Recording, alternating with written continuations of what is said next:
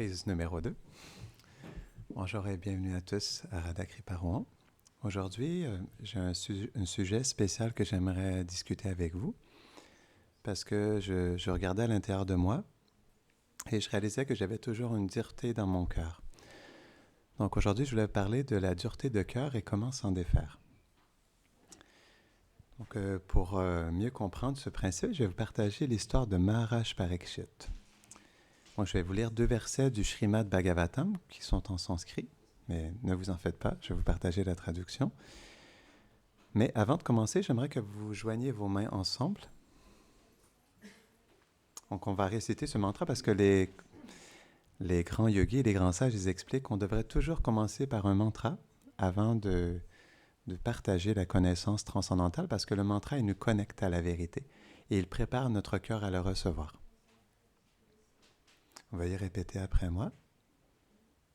Om Namo Bhagavate Vasudevaya.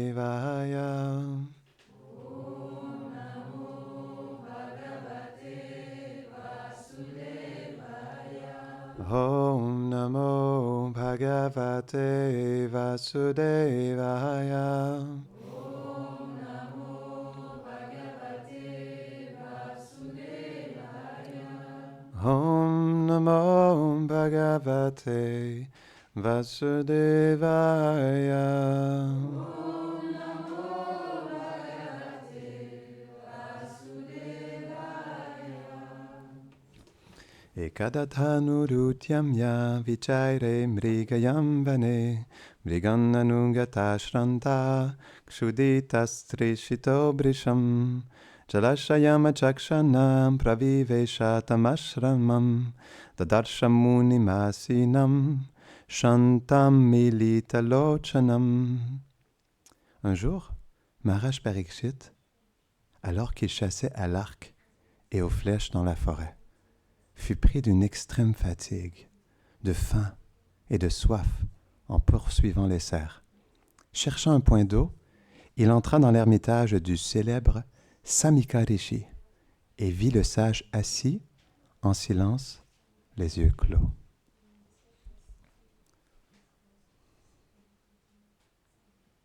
Om Agyanatimirandasya Gyanam Jarasharakaya Chakshurun Meditam Jaina Tasmai Shri Gurave Namaha Shri Chaitanya Mano Bhishtam Stapitam Jaina Bhutale Swayam Rupa Kadamayam Dadati Svapadantikam He Krishna Karuna Sindho Dinabandho Jagatpate Gopisha Gopika Kanta Radha Kanta Namostute Tapta Kanchana Gaurangi Radhe Brindavaneshwari Vrishabhanu Sute Devi Pranamami Hare Priye Vanchakalpatarubhyascha Kripa Sindubhya Eva Cha Patitanam Pavanebhyo Vaishnavebhyo Namo Namaha Jaya Shri Krishna Chaitanya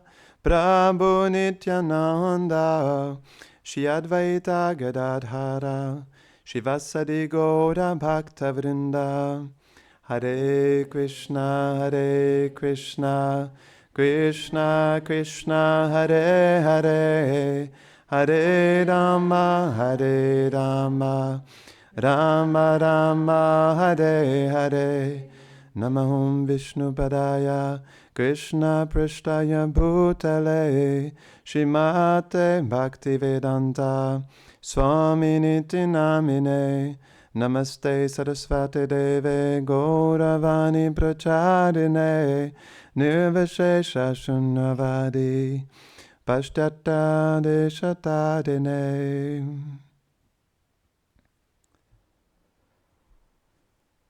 Parikshit Maharaj, qui était à cette époque-là l'empereur de toute la planète, parce qu'il avait tellement de qualités qu'il pouvait gouverner sur la terre entière. À l'époque, les leaders de la société, les grands rois, tels que Parikshit Maharaj, étaient des âmes réalisées, des Rajarshis. Maharaj Parikshit était dans la forêt et il était exténué. Il avait extrêmement soif et faim. Et lorsqu'il s'aventurait dans la forêt, il a vu au loin l'ermitage de Samikarishi. Donc il s'est dit, peut-être que je pourrais frapper à sa porte et lui demander un peu d'eau. Parce que dans la culture spirituelle de l'Inde, ou même, je dirais, dans la culture indienne, il y a ce principe, même si on est pauvre, il y a 3 choses qu'on devrait faire lorsqu'on accueille un invité. 3 choses minimum que tout le monde peut faire, que chaque hôte peut offrir. Un endroit pour que l'invité puisse s'asseoir, un verre d'eau et des mots doux, quelques mots d'appréciation. Mais quand il est entré dans l'ermitage, il a vu ce sage qui était complètement absorbé en méditation. Il était tellement absorbé dans la transcendance qu'il n'était même pas conscient de son environnement externe. Il n'a même pas pu se rendre compte que Maharaj Parikshit, l'empereur de l'univers, il était présent à sa porte. De la terre, pardon. L'empereur de la terre. Donc il était présent devant lui. Et Maharaj Parikshit, à ce moment-là, il s'est senti offensé. On doit comprendre, c'est un divertissement du Seigneur, pour donner un exemple parfait. Mais à ce moment-là, il a été influencé par... il a été déçu que le sage ne lui offre pas au moins, comme j'expliquais, un verre d'eau. Et il s'est senti offensé. Et qu'est-ce qu'il a fait avec son arc? Il a pris un serpent et il l'a placé comme une guirlande. D'habitude, quand on offre une guirlande, c'est une guirlande de fleurs. Mais comme le serpent représente l'envie et la mort, donc il a pris le serpent et il l'a placé alentour des épaules du sage. Et il est parti comme ça. Mais il y a le fils Shringi, qui était le fils de ce sage. Et par ses pouvoirs mystiques, il a pu apercevoir, même avant d'être sur place, il a pu s'apercevoir de ce qui s'était passé. Et il a maudit Maharaj Parikshit. Qu'en 7 jours, il mourrait d'une morsure du serpent Takshaka. Et même s'il a reçu cette malédiction du jeune Shringi, Maharaj Parikshit l'a complètement accepté. Et en plus, ce qui est intéressant, quand Shringi il est revenu à la maison voir son père il était toujours en transe. Et quand il est rentré, il a vu le serpent qui était alentour de ses épaules et il a commencé à pleurer, le fils. Et ça l'a sorti son père, Samikarishi, de la méditation. Et quand il s'est ouvert les yeux, il a vu son fils qui pleurait, mais il ne comprenait pas. Il dit, mais qu'est-ce qui s'est passé? Et son fils lui a tout expliqué. Et là, Samikarishi, il a dit, mais qu'est-ce que tu as fait? Parikshit, c'est un pur dévot du Seigneur. C'est une grande personnalité. C'est l'empereur de toute cette planète. Comment est-ce que tu as osé faire ça? Et il était vraiment attristé. Et par la suite, ce qui s'est passé, ça a été le déclin des grands rois, ce qui a annoncé la venue de l'ère de Kali dans lequel nous sommes en ce moment. Donc tout ça, c'est un divertissement du Seigneur pour faire apparaître l'âge de Kali, l'âge de querelle et d'hypocrisie. Donc pourquoi je prends l'exemple de Shringi? C'est parce que on peut voir que dû à sa dureté de cœur, il a trop réagi négativement. Et on peut voir, si on regarde l'exemple de Shringi, et si on analyse notre propre vie et notre propre cœur, on peut voir que nous aussi, à un moment donné, on a une dureté de cœur qui a fait qu'on a mal réagi ou d'une manière disproportionnée envers les autres. Est-ce que ça vous est déjà arrivé de mal réagir par rapport aux autres? Ça nous est tous arrivé, non? Et ce qui est beau dans ça, c'est que Maharaj Parikshit, même s'il a été maudit de mourir, il a complètement accepté la malédiction. Ça, c'est les purs dévots du Seigneur. Au début, il a été pris de court et donc il s'est senti offensé, donc il a réagi d'une manière disproportionnée, mais une fois qu'il a reçu cette malédiction du jeune Shringi, il a vu la main du Seigneur dans cette situation. Il a compris que le Seigneur faisait un arrangement pour lui, parce que ça l'a poussé, c'était, comme j'expliquais, l'empereur de toute la planète. Donc, il était extrêmement riche, il était fameux, apprécié de tous, parce qu'il avait de grandes qualités. Mais malgré tout, il a décidé complètement d'accueillir cette malédiction comme la providence ou comme le désir du Seigneur pour lui. Et donc, il a complètement tout abandonné ses responsabilités royales et il est allé dans la forêt où il cherchait des âmes réalisées pour pouvoir comprendre sur la vérité absolue. Et c'est ce qui l'a amené à rencontrer Shukadev Goswami, un jeune de 16 ans, une âme réalisée, qui était sur le bord du Gange. Et à ce moment-là, Maharaj Parikshit, il s'est enquéré de lui de la vérité absolue. Ce qui a amené la discussion qui s'appelle le Srimad Bhagavatam. Donc, dans la Bhagavad Gita, dans le chapitre 16, Krishna il explique qu'à l'intérieur de nous, il y a deux natures, deux dispositions. Une nature qui est plus divine et une nature qui est plus démoniaque ou négative. Par exemple, dans les peuples autochtones au Canada, il y a cette histoire qui explique qu'à l'intérieur de nous, il y a deux loups, un loup blanc et un loup noir. Et les deux, parfois, se battent à l'intérieur de nous. C'est comme deux forces qui nous... Comme si vous regardez, par exemple, dans la guerre des étoiles, Star Wars. Dans la force, c'est le côté obscur. Mais à l'intérieur de nous, on a ces deux choses qui nous poussent un aspect plus positif et un aspect plus négatif. Et Krishna, il donne aussi différentes causes de nos erreurs. Qu'est-ce qui nous pousse à commettre des erreurs lorsqu'on réagit dans des situations? Donc, la première, c'est Dambha. Est-ce que vous connaissez ce mot, Dambha? La fierté. Yes. Dambha, c'est l'orgueil. Donc, quand on a tous un certain orgueil à l'intérieur de nous, ce qui nous pousse à vouloir être honoré. On se dit, je mérite d'être honoré, d'être respecté, d'être reconnu à ma juste valeur. Et ce qui se passe, c'est quand on agit sous le joug de l'orgueil, de la fierté, ben, il est fort probable qu'on commette des erreurs parce qu'on va réagir d'une manière disproportionnée. Non? Parce que quand on est orgueilleux, on est tellement absorbé en nous-mêmes qu'on n'arrive pas à voir au-delà de nous-mêmes et de notre sentiment, ou de se sentir blessé ou attaqué. Donc la deuxième faute que Krishna explique, on expliquait l'aspect plus négatif à l'intérieur de nous, Darpa. Donc Darpa, c'est connecté à l'orgueil, mais ça veut dire l'arrogance. Parce que ça nous arrive parfois d'être arrogant. On perd patience et on est arrogant envers les autres. Donc qu'est-ce que ça veut dire l'arrogance? On a une conception exagérée de nous-mêmes, gonflée de nous-mêmes. Krodha, la colère, Krodha. Même le mot, on le sent, Krodha. Donc, si on se met en colère, naturellement, on va faire une erreur. Parce que la colère, c'est très contaminant pour le cœur. Sous le joug de la colère, on peut dire des choses, mais vraiment violentes envers les autres. Ou agir avec trop d'impulsivité. Donc, la colère, Krishna explique dans le 2e chapitre de la Bhagavad Gita que la colère, elle amène l'illusion. Et quand on tombe dans l'illusion, parce qu'on est tellement en colère qu'on perd conscience de la réalité et tout est perdu à ce moment-là. Parce qu'après l'illusion, il y a la folie. La colère amène à l'illusion qui amène à la folie. Donc la prochaine, Agyana. Qu'est-ce que Agyana veut dire? L'ignorance. Donc on pourrait dire qu'on peut voir, comme on n'est pas pleinement conscient de notre vérité, à l'intérieur de nous, on a tous une certaine mesure d'ignorance à l'intérieur de nous. Donc c'est pourquoi on ne possède pas toutes les connaissances et à cause de ça, on est susceptible de commettre des erreurs dans ce qu'on perçoit de la réalité. Parce qu'on a une ignorance sur notre vérité. On ne perçoit pas le portrait entier de ce qui se passe réellement. Et le 4e et non le moindre, Parushya.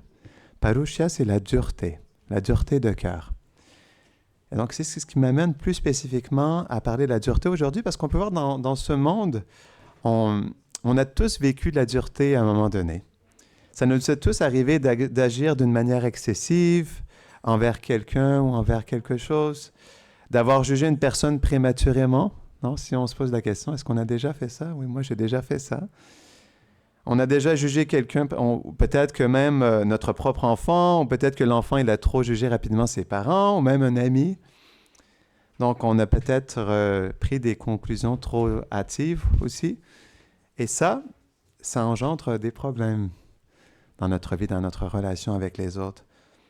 Donc c'est pourquoi on peut voir qu'on a tous, à quelque part à l'intérieur de nous, cette dureté de cœur. Tout le monde surréagit, non? Pourquoi? Parce que c'est vrai que dans notre société dans laquelle on vit, on ne nous apprend pas à maîtriser le mental. Le mental, c'est quoi? C'est le centre de nos émotions, de nos pensées, de nos désirs. Et comme on ne nous apprend pas à maîtriser le mental, nos émotions parfois deviennent incontrôlables. C'est pourquoi le yoga nous aide à contrôler les sens et ensuite contrôler le mental pour qu'on puisse méditer. Méditer sur notre vérité, méditer sur la vérité en chacun, sur la vérité en chaque chose. Et donc souvent, les émotions nous poussent, parce qu'elles sont incontrôlables, elles nous poussent à être durs envers nous-mêmes et envers les autres. Parce qu'on peut voir de nos jours, comme on n'a pas cette pratique de la maîtrise du mental, on devient tellement émotif qu'on perd notre intelligence à cause des émotions qui sont trop fortes. Parce qu'il y a deux symptômes du faux ego, de la fausse identité. C'est qu'une fois qu'on est influencé par le faux ego, on ne veut plus rien entendre et on ne veut plus rien comprendre. Et ça nous pousse à faire tellement d'erreurs sur ce qu'on perçoit sur soi-même et sur les autres. Et c'est ce qui fait qu'on peut réagir tellement négativement envers nous-mêmes et envers les autres. Et parce que les émotions sont incontrôlables, à ce moment-là, on devient très dur. Donc, c'est pourquoi il y a une leçon à tirer de la dureté de Shringi. Est-ce que vous pensez que la réaction de Shringi, elle était proportionnée à ce qui s'est réellement passé? Parce que même son père, une fois qu'il est sorti de sa méditation, son père, il a trouvé que la réaction de son fils, elle était complètement exagérée, non? Qu'est-ce que vous en pensez? Est-ce que c'était proportionné la réaction de Shringi par rapport? Il a voulu le tuer. Il a maudit pour qu'il meure en 7 jours, tandis que, bien sûr, Maharaj Parikshit a fait une erreur, mais l'erreur qu'il a faite, est-ce que ça justifiait la malédiction de Shringi? Non. Donc, lorsqu'on pense à Shringi, on pourrait se poser la question, est-ce que j'ai été dur parfois envers les autres? Est-ce que je suis une personne dure? Donc, j'aimerais tirer avec vous quelques leçons. 4 points, 4 leçons importantes de la dureté de Shringi aujourd'hui. Donc la première, agir impulsivement. On a tous eu des moments d'impulsivité dus aux émotions incontrôlables. C'est pourquoi en fait, Shringi, il n'a pas pris le temps de réfléchir à la situation. Il n'a pas laissé le temps à Parikshit de s'expliquer. Parce que dans la communication, on peut tellement régler de choses en réalité. Et il lui a même pas laissé le temps de se corriger aussi. Parce que on peut voir que parfois, même si quelqu'un fait quelque chose de mal, il suffit de laisser un peu de temps pour que la personne puisse se redresser. Parfois, non, c'est vrai, il faut aider les gens, mais parfois aussi, si on donne l'espace pour la personne avec patience, tolérance et amour, on peut permettre à l'être aussi de pouvoir se questionner. Donc, quand on réfléchit un peu, est-ce qu'il y a quelque chose dans notre vie qu'on pensait qui était très important, et on s'est rendu compte que finalement, ce n'était pas si important que ça. Ou pas si intense qu'on pensait. Il y a une situation qui pour nous était catastrophique, mais finalement, quand on se met à réfléchir, on réalise que ce n'était pas tant que ça. Donc avec le temps, on se souvient aussi, si on prend le temps, au lieu de réagir impulsivement, comme Shringi, s'il avait pris le temps, il aurait réalisé que Maharaj Parikshit, c'était un pur dévot du Seigneur, qu'il était l'empereur de toute la planète. Donc souvent, quand on prend le temps, on peut voir les bonnes choses aussi que les personnes ont faites. Et ça nous permet de sentir la compassion et la tolérance. Et d'être dans le pardon aussi. Et avec le temps, beaucoup de gens se corrigent de leurs propres erreurs. C'est pourquoi peut-être qu'on n'a même pas besoin de leur dire aussi. Parce que ça amène un climat d'amour, de compassion, de respect qui agit sur le cœur. Ça, c'est la culture Vaishnava, l'étiquette Vaishnava. Ça permet justement d'avoir des relations qui sont affectueuses, qui sont basées sur des qualités comme l'humilité, la tolérance, le respect, de ne pas être attaché à avoir du respect pour soi. Et ça permet aux relations d'être beaucoup plus douces en réalité. Donc après avoir placé le serpent au-dessus de Shamika Rishi, comme j'ai expliqué tout à l'heure, il le regrettait déjà Parikshit et il s'est dit « Mais non, mais c'était une erreur. Mais j'aurais pas dû faire ça. » Puis il s'est immédiatement repenti. Mais si Shringi l'avait laissé le temps, Parikshit aurait aussi réalisé son erreur en lui-même, comme ça s'est passé pour lui. Ça, c'est la qualité des Vaishnavas. Même s'ils font des erreurs, s'ils sont sincères, ils méditent sur les erreurs qu'ils font et ça leur permet de se corriger par eux-mêmes aussi. Mais quand on est dur, on agit impulsivement, comme Shringi. C'est pourquoi cet exemple, en fait, il y a plein d'histoires dans le Bhagavatam qui sont faites pour purifier notre cœur, pour nous aider à comprendre ces défauts qui se retrouvent à l'intérieur de nous. On a un petit Shringi à l'intérieur de nous, qui parfois crie, qui parfois s'énerve et parfois est impulsif. Donc, si on ne laisse pas le temps aux gens de corriger leurs erreurs, on peut aussi aggraver le problème en agissant trop impulsivement parce qu'on amène une intensité dans la situation, comme Shringi l'a fait. Donc, deuxième, être sceptique et penser au pire. Qu'est-ce que ça veut dire être sceptique? Donc, c'est refuser d'admettre quelque chose, mais sans prendre le temps de réfléchir et bien comprendre la situation. Donc, c'est pourquoi Shringi, il n'a pas accordé de temps, mais en plus, il était aussi sceptique. Il a imaginé le pire par rapport à Parikshit Maharaj. Il n'a pas pris le temps de réaliser les bonnes choses qu'il avait faites et les bonnes qualités qui étaient en lui. Et comment c'était aussi un pur dévot du Seigneur qui, naturellement, allait se remettre en question. Donc, est-ce que ça nous arrive aussi d'agir comme ça, de penser au pire lorsqu'on pense à une autre personne? Donc, quand on voit quelqu'un ou quelque chose, est-ce qu'on pense immédiatement au pire? Est-ce qu'on suppose immédiatement que quelqu'un se porte mal ou qu'il a fait tout de suite quelque chose de mal? Et aussi, est-ce qu'on a le sentiment d'avoir été maltraité? Parce que parfois, on est blessé dans certaines situations, mais la situation est comme elle est. Mais est-ce que moi, j'ai une leçon à apprendre de cette situation? Est-ce qu'il y a plus que cette situation ne fait apparaître en réalité? Donc, c'est pourquoi dans ce monde, on peut voir qu'on a toujours tendance à penser le pire des autres. C'est vrai. Parce que notre esprit, il est constamment en mode critique. Et c'est ce qui fait qu'au lieu de voir le bien, et au lieu de voir l'effort, au lieu de voir les qualités, on pense tout de suite au pire et au mauvais. Parce qu'on a été éduqué à être dans percevoir les choses négatives. Parce qu'il y a des choses négatives en nous qui n'ont pas encore été travaillées. Et comme ces choses sont toujours présentes à l'intérieur de nous, naturellement, ce qu'on perçoit à l'intérieur de nous, on le perçoit à l'extérieur. Sridhar Maharaj, un grand sage dans notre lignée, il disait que notre environnement interne, il se manifeste en externe. Pour moi, c'est un très beau point, ça. Donc, ce qu'on voit à l'extérieur est tout simplement un reflet de ce qu'il y a à l'intérieur de nous. Donc, si on a la négativité, si on a la dureté de cœur, si on a la fierté, si on a l'impatience, l'intolérance, on va percevoir ça chez les autres et ça va se manifester dans notre environnement aussi. C'est pourquoi c'est vraiment important. Si on veut changer notre vie, on doit commencer par soi-même. Et on doit commencer à voir ce qu'il y a à l'intérieur de nous, prendre conscience et changer. Voir les fautes qui sont en nous, qui nous bloquent de progresser et développer les bonnes qualités. Mais c'est important, il faut comprendre qu'au lieu d'adopter cet état d'esprit, non de penser au pire, on devrait considérer les situations et les personnes avec bienveillance. Parce que si on essaie de voir le positif dans chaque situation et on cultive cette attitude, on va s'éloigner peu à peu de la dureté en voyant le bien. C'est la douceur, en fait. Si on perçoit la douceur en nous et si on perçoit la douceur chez les autres, c'est ce qui va nous aider à diminuer la dureté en nous et être dur envers les autres et percevoir la dureté chez les autres aussi. Donc, vous voyez l'importance de changer notre perception des choses, changer notre conscience. Si on change notre conscience, on peut complètement changer comment on perçoit et comment on se place avec nous-mêmes et par rapport à notre environnement aussi. Mais Shringi, il voyait que le mal. C'est pourquoi il a réagi, il a aussi impulsivement, il pensait au pire. Et c'est pourquoi ses réactions, elles étaient aussi dures. Je vais vous partager une histoire pour bien comprendre le point. Il était une fois un père et son fils qui avaient un cheval et qui se promenaient à travers différents villages.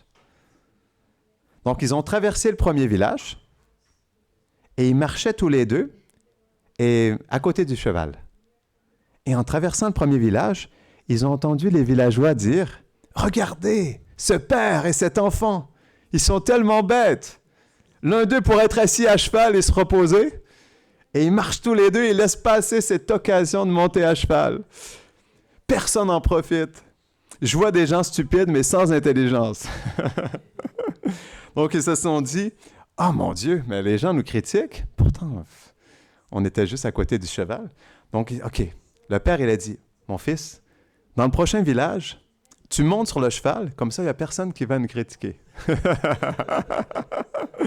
Donc, pendant qu'ils traversaient le deuxième village, ils sont arrivés au bout et ils ont entendu les dires des villageois. « Regardez cet enfant!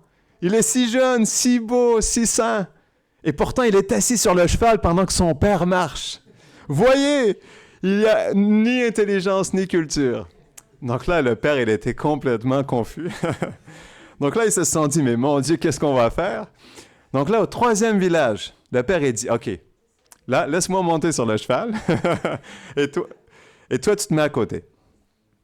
Donc là, ils traversent le troisième village et quand ils sont arrivés au bout, ils ont entendu les villageois dire, regardez cet homme, c'est le père, le protecteur, celui qui est censé prendre soin de son enfant. Et pourtant, il est assis sur le cheval, alors qu'il laisse marcher son jeune enfant. Et donc là, le père a dit, mais mon Dieu, qu'est-ce qu'on va faire?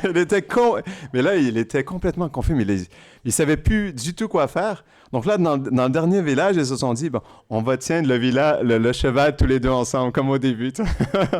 Parce que de toute façon, ils ont tout essayé et à chaque fois, les gens le critiquaient. Donc, ils sont retournés à ce qu'ils faisaient au début. Donc ça, donc imaginez-vous, une fois qu'ils ont fait la même chose qu'au début, ce que les gens ont fait dans le quatrième village. Donc ça, c'est vraiment beau cette situation parce que peu importe ce qu'on fait dans le monde, il y aura toujours des gens qui vont voir le mal partout. Des gens pour critiquer, des gens pour être sceptiques, pour tirer des conclusions hâtives. Et est-ce que c'est pas vrai pour nous? Est-ce que ça nous est pas déjà arrivé aussi? Quand on voit ça, est-ce qu'on n'a pas été impulsif, sceptique, disproportionné dans nos réactions? Et est-ce qu'on ne s'est pas fait mal à soi-même et est-ce qu'on n'a pas fait mal aux autres aussi dans cette situation? C'est pourquoi le Srimad Bhagavatam, tous les divertissements que Krishna manifeste dans ce livre sont faits pour nous aider à transformer notre cœur et notre conscience, pour que l'amour puisse naître à l'intérieur de nous. Parce que Krishna, il prend tellement de versets dans la Bhagavad Gita pour expliquer que ces fautes à l'intérieur de nous, elles nous bloquent de le voir et de voir la vérité chez les êtres. Donc, c'est pourquoi c'est tellement important de réfléchir. Et la dureté de cœur, c'est vrai que ça amène aussi, ça renforce ces fautes à l'intérieur de nous. Donc, le problème aussi, c'est que, donc j'expliquais qu'on a le mental qui est le centre de nos émotions, de nos pensées, mais il y a aussi le faux ego qui est comme une petite voix à l'intérieur de nous. On ne sait pas d'où est-ce que ça vient, mais ça se manifeste. Il y a comme une petite voix qui dit « Mais non, cette personne t'a fait ci, tu ne devrais pas lui parler pour le reste de ta vie. Cette personne a été injuste envers toi, tu devrais te venger, tu ne devrais plus lui parler, ou tu devrais te fermer. » Est-ce que ça vous est déjà arrivé? Cette petite voix à l'intérieur de vous qui vous pousse à vous fermer sur vous-même et sur les autres. C'est vrai, des gens sont prêts à ne plus se parler pour le reste de la vie, pour des petites situations qui lorsqu'on y pense un instant, sont quand même pas si importantes que ça, parce qu'on est l'âme et on est fait pour l'amour. Tandis que toutes ces choses qui sont alentour de nous sont temporaires. Donc la dureté de cœur nous amène à être tellement dur et rejeter les autres pendant une vie entière. C'est fou quand même. Et tout ça avec la petite voix à l'intérieur qui nous dit non, accepte pas, ferme-toi, ne parle plus à cette personne, ne pardonne pas, cette personne a été injuste. Donc c'est pourquoi on doit faire attention à ce dialogue intérieur. On doit utiliser l'intelligence parce que dans la Bhagavad Gita, Krishna a dit au-delà des sens, il y a le mental, au-delà du mental, il y a l'intelligence, et au-delà de l'intelligence, il y a l'âme.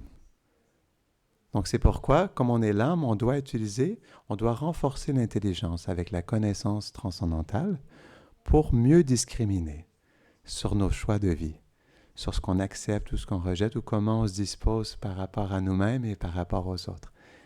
Et avec cette intelligence, on pourra apprendre à faire des meilleurs choix dans notre vie. C'est très important. Donc le troisième problème de Shringi, c'était non seulement qu'il avait agi d'une manière impulsive, qu'il pensait au pire, mais aussi qu'il a agi de manière disproportionnée. Est-ce que ça valait vraiment la peine, sa réaction? Ou est-ce que c'était proportionné à l'erreur de Parikshit? Donc, ouais, c'est ça. On a déjà expliqué qu'en réalité, ce n'était pas proportionné par rapport juste au fait d'avoir mis un serpent mort. Mais être dur, ça veut aussi dire d'agir de manière disproportionnée. On réagit envers quelqu'un bien plus sévèrement qu'il ne le mérite. Est-ce qu'on a déjà fait ça? Oui, on a tous déjà fait ça. Donc c'est pourquoi la réflexion, elle est très importante. À tous les jours, on devrait se remettre en question sur nos réactions, sur nos pensées, sur comment on se dispose par rapport à nous-mêmes et par rapport aux autres. Est-ce que ça vaut la peine de rester comme ça? Si je reste dur envers les autres, si je me ferme, si je ne pardonne pas, qu'est-ce que je vais nourrir dans mon cœur? Est-ce que je vais nourrir l'orgueil? Est-ce que je vais nourrir l'impulsivité? Ou est-ce que je vais nourrir l'amour? Est-ce que je vais nourrir le pardon, la douceur? C'est des questions qu'on doit se poser. Si on ne ressent pas la paix à l'intérieur de nous, si ces fautes se renforcent, c'est parce qu'à quelque part, on a laissé, par cette dureté de cœur, on a renforcé ces choses et on ne s'est pas permis de recevoir l'amour. Donc c'est pourquoi ce sujet, il est très important. Je vais donner un autre exemple d'impulsivité ou de réaction disproportionnée. C'est un fait vécu. Donc il y avait un homme, ça c'est en Angleterre. Il y a un homme, il est sorti de prison. Donc, il y a quelqu'un qui était dans la rue et qui donnait des pamphlets sur des livres spirituels. Et donc, il a rencontré cet homme dans la rue. Il lui a dit, « Mais qu'est-ce que tu fais en ce moment? Comment ça se passe pour toi? » Il dit, « Je viens juste de sortir de prison. » Il lui a dit, « Ah ouais, tu es sorti de prison? Donc, combien de temps tu es resté? 5 ans. » Il lui a dit, « Mais 5 ans en prison, qu'est-ce que tu as fait? » Donc, il a raconté ce qui lui est arrivé. Donc, cet homme, un soir, il était avec sa copine. Et il sortait d'un restaurant avec elle et il a fait signe à un taxi de venir. Et vous savez, des fois, les taxis, quand vous les arrêtez, ils arrêtent 20 mètres plus loin. Et comme il est arrêté plus loin, le taxi, lorsqu'il il a voulu aller vers le taxi pour l'arrêter, il y a déjà quelqu'un qui est entré dans le taxi avant lui et s'est tellement mis en colère qu'il est rentré dans la voiture, il a commencé à frapper l'homme qui était dans le taxi. Donc, la police, elle est venue et à cause de ça, il a passé 5 ans en prison. Ouais, 5 ans en prison juste parce qu'il a frappé quelqu'un, parce qu'il a pris son taxi, juste pour un taxi. Non, mon oncle, il était au McDonald's et donc il attendait pour recevoir son burger. Et donc il y avait quelqu'un qui était en face de lui, il a klaxonné parce qu'il était pressé. Et le gars, il s'est senti frustré que mon oncle klaxonne en arrière. Qu'est-ce qu'il a fait, le gars? Il est sorti. Il a frappé à sa fenêtre. Donc, mon oncle, il a ouvert sa fenêtre et il a donné un coup de poing en plein visage. Il a perdu ses 2 dents de devant. Ouais, juste parce qu'il a klaxonné. C'est fou, hein, les réactions. Ou des fois, on voit la rage au volant. Les gens qui font de la rage au volant juste parce que quelqu'un les dépasse. Ou à quel point on réagit négativement pour des situations qui sont tellement banales en réalité. Donc, on peut voir que c'est vrai que pour des situations, parfois, on est vraiment disproportionné. Donc, on est chacun à notre manière très dur parfois les uns envers les autres et parce qu'on agit de façon disproportionnée, ça nous arrive aussi de faire en sorte que, comme on expliquait tout à l'heure, on est prêt, on réagit de cette manière à ce qu'on est prêt à plus jamais reparler à une autre personne, même des membres de la famille. C'est fou.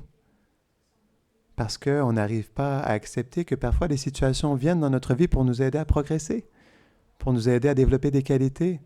C'est pourquoi Krishna dans la Bhagavad Gita, il dit « Celui qui est humble, tolérant, il m'est très, très cher. Celui qui n'est pas attaché au cours ordinaire des choses, il m'est très, très cher. » Parce que ce sont des qualités qui touchent le cœur du Seigneur et qui font naître l'amour en nous. C'est pourquoi ces qualités, elles sont extrêmement importantes et si on veut progresser vers l'amour, on doit méditer sur ces qualités et aussi, on doit réfléchir sur ces fautes à l'intérieur de nous qui nous bloquent de développer ces qualités, comme on a expliqué depuis le début. Donc, la dernière erreur que Shringi il a fait, c'était pas seulement d'être impulsif, sceptique, disproportionné, mais c'est aussi d'avoir agi d'une manière qui était contre-productive. Parce que Shringi, il était un brahmana. Un brahmana, c'est des personnes qui sont dans des responsabilités spirituelles. Et donc, un brahmana, il est censé tirer le positif de chaque situation. Mais est-ce que, on peut voir que Shringi, est-ce qu'il était animé par le désir de faire le bien? Est-ce que c'était sa motivation à ce moment-là? Non. Donc, il a failli à son devoir de brahmana. Il était animé par quoi, Shringi? Par la vengeance. Donc, il cherchait à déverser sa colère à ce moment-là. Et c'est pourquoi quand on agit ainsi, on tombe dans la dureté. Donc, c'est pourquoi la prochaine fois qu'on fera du mal à quelqu'un ou envers soi-même, quand on va réagir, on devrait faire attention de ne pas pleinement déverser notre colère. On devrait avoir une petite sonnette d'alarme à l'intérieur de nous. Est-ce que ça vaut la peine? Est-ce que c'est vraiment juste?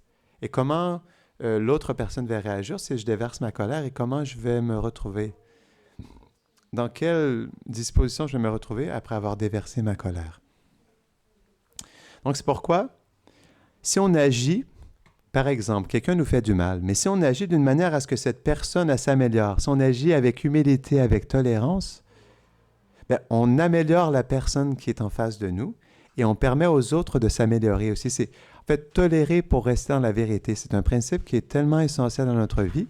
Si on tolère avec des qualités du cœur, des qualités divines, on renforce cette qualité en nous et on diminue, on affaiblit la faute dans l'autre parce qu'on ne donne pas de force.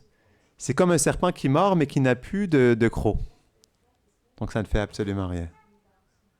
Donc, quand on agit avec humilité, tolérance, pardon, respect, pas être attaché à avoir du respect pour soi-même, on renforce ces qualités en nous et on affaiblit les fautes chez l'autre. Et graduellement, ça pousse l'autre même à réfléchir sur son comportement et à vouloir changer parce qu'elle réalise que mais cette personne, elle ne réagit pas du tout. Et ça, c'est quelque chose qui touche profondément le cœur de l'être. C'est pourquoi ces qualités, elles sont importantes pour nous tous. Si on agit ensemble dans l'humilité, le respect, l'amour, on se nourrit les uns les autres de ces qualités et on permet de vivre des relations qui sont beaucoup plus dans la douceur et l'amour. Et la compassion, c'est quelque chose qui est très important. Donc, la réaction de Shringi, est-ce qu'elle allait vraiment améliorer les choses, selon vous? Non, pas du tout. Il a maudit pour qu'il meure en 7 jours. Donc, si Shringi, il aurait pris le temps et il n'aurait pas été aussi disproportionné, il aurait pu prendre le temps et même aller voir Parikshit Maharaj et s'expliquer avec lui et tout, mais toute la situation se serait arrangée finalement. Mais après, comme on expliquait, ce sont les divertissements du Seigneur et Maharaj Parikshit, il devait rencontrer Shukadev Goswami. OK, donc écoutez, on va arrêter ici. J'avais d'autres choses que je voulais vous partager, mais c'est comme ça. Je pense qu'on a déjà partagé beaucoup, mais je nous invite à méditer sur ces qualités qui peuvent nous aider à développer, non la dureté, mais la douceur de cœur.